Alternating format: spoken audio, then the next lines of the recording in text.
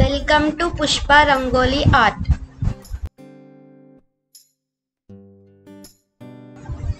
అందరికీ ముందుగా శ్రీ క్రోధినామ సంవత్సర ఉగాది శుభాకాంక్షలు.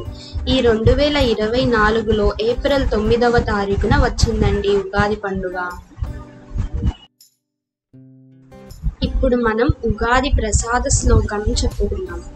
శతాయువజ్రదేహాయ సర్వసంపత్కరాయ చ సర్వారిష్ట వినాశాయ నింబకం దళభక్షణం. ఉగాది రోజున ఈ శ్లోకంను చదివి ఉగాది పచ్చడిని తీసుకోవాలి. మీరు చదవండి, మీ పిల్లలతోనూ చదివించండి. ఇప్పుడు మనం ఉగాదికి సంబంధించిన స్టోరీని చెప్పుకుందాం. చంద్రమానాన్ని అనుసరించి తెలుగు కొత్త సంవత్సరం ప్రారంభమైన సందర్భంగా జరుపుకునే పండుగ ఉగాది. తెలుగు వారి నమ్మకం ఏమిటంటే ఉగాది రోజునే బ్రహ్మ సృష్టిని ప్రారంభించాడని, ఆ నమ్మకం ఆధారంగానే కొత్త సంవత్సరం ప్రారంభమైన ఈ రోజు ఉగాది అని పిలుస్తారు. మన గ్రంథాలలో వివరించిన దాని ప్రకారం మనకు ఒక సంవత్సరం గడిస్తే అది బ్రహ్మకు ఒక రోజు అన్నమాట. మన ప్రతి ఉగాదితో బ్రహ్మకు ఒక రోజు ప్రారంభమవుతుంది. ఉగాది అసలు రూపం ఏమిటి అంటే యుగ, ఆది అనే పదాలు కలిసి అదే ఉగాదిగా మారింది. ఇదే విషయానికి పురాణాల్లో ఉన్న గాథ ఏమిటి అంటే సోమకాసురుడు అనే రాక్షసుడు బ్రహ్మ వద్ద నుండి వేదాలను దొంగిలించి సముద్రంలో దాక్కున్నాడంట. విష్ణుమూర్తి మత్స్యావతారం ఎత్తి ఆ రాక్షసుణ్ణి సంహరించి వేదాలను బ్రహ్మకి అప్పగించారట. చైత్రశుద్ధ పాడ్యమి రోజునే వేదాలను పొందిన ప్రేమతో ఆ రోజు నుండి సృష్టిని తయారు చేయడం ప్రారంభించారట. పురాణాలను పరిశీలిస్తే ఉగాది పండుగ చేసుకోవడం మహాభారతం కాలంలో కూడా అమలులో ఉందని మనకు తెలుస్తుంది. అయితే అది ప్రస్తుతం మనం జరుపుకుంటున్నట్లు చైత్రశుద్ధ పాడ్యమి రోజు కాకుండా మకర సంక్రాంతి తర్వాత రోజు జరుపుకునేవారు. పురాణాలలో ఉగాది ప్రస్తావన తక్కువగా ఉన్నప్పటికీ చైత్రశుద్ధ పాడ్యమికి మాత్రం చాలా ప్రాధాన్యం ఉంది. వసంత ఋతువు ఆగమనానికి ఇది సూచన కావడమే కాక చైత్రమాసం తొలి రోజున పవిత్రమైన రోజుగా ఆనాటి ప్రజలు భావించారనడానికి ఆధారాలు ఉన్నాయి. ఉగాది పండుగ తెలుగు రాష్ట్రాల్లో ఉన్న ప్రజలే కాకుండా మహారాష్ట్ర, పంజాబ్, కేరళలో అస్సాం రాష్ట్రాల ప్రజలు కూడా జరుపుకుంటారు. మనం చాంద్రమానాన్ని అనుసరించి ఈ పండుగను చేసుకుంటాం. మిగిలిన రాష్ట్రాల్లో సౌర్యమానాన్ని అనుసరిస్తారు. పంజాబ్లో వైశాఖి అని, మహారాష్ట్రలో గుడి పద్వా అని,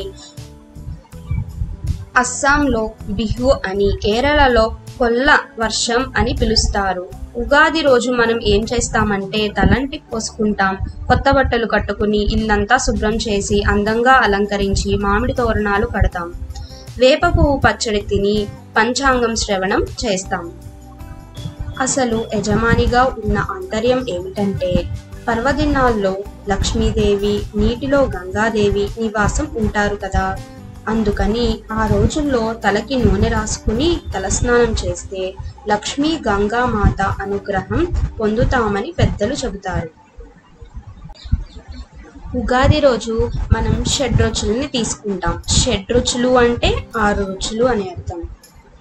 అవి ఏమిటి అంటే మధురం, పులుపు, లవణం, కారం, చేదు, వగరు. అయితే వాటిని ఎలా చేసుకుంటాం? వేపపూత, చింతపండు, మామిడి ముక్కలు, ఉప్పు, పంచదార వంటి పదార్థాలతో చేసిన 6 రుచులు కలిసిన ఉగాది పచ్చడి తింటాం. ఆ రోజు ఉగాది రోజు ఆ సంవత్సరంలో జరిగే ముఖ్యమైన సంఘటనలను జ్యోతిష్య శాస్త్రం ఆధారంగా వివరించే పంచాంగ శ్రవణం చేస్తాం. చాలా మందికి ఉగాది కథ గురించి కానీ అసలు ఉగాది పండుగ ఎందుకు జరుపుకుంటున్నారు అనే విషయం గురించి చాలా మందికి తెలియదు. కాబట్టి ఈ వీడియో మీకు నచ్చితే ఖచ్చితంగా లైక్ చేయండి. అలాగే మీ ఫ్యామిలీ మెంబర్స్కి, మీ ఫ్రెండ్స్కి షేర్ చేయండి.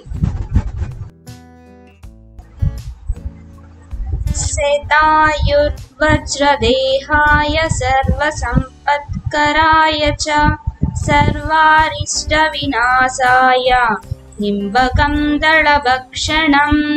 అంతేకాకుండా వేరేలాగా కూడా ఈ శ్లోకాన్ని చెప్పుకుంటారు.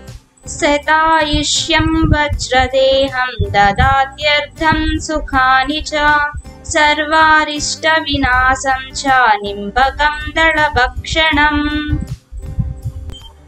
ఈ రెండు శ్లోకాల అర్థం ఒకటే కాబట్టి ఈ రెండిట్లో ఏది చదువుకున్నా మంచిదే. ఉగాది పచ్చడి తినేటప్పుడు చదువుకోవాల్సిన శ్లోకం. శ్లోకాన్ని చదువుకొని ఉగాది పచ్చడి స్వీకరించండి.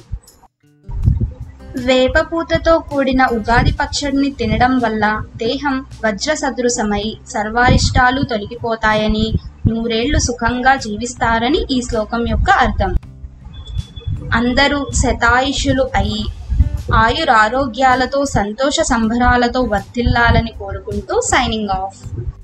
Thanks for watching. If you like this video, please do like, share and subscribe.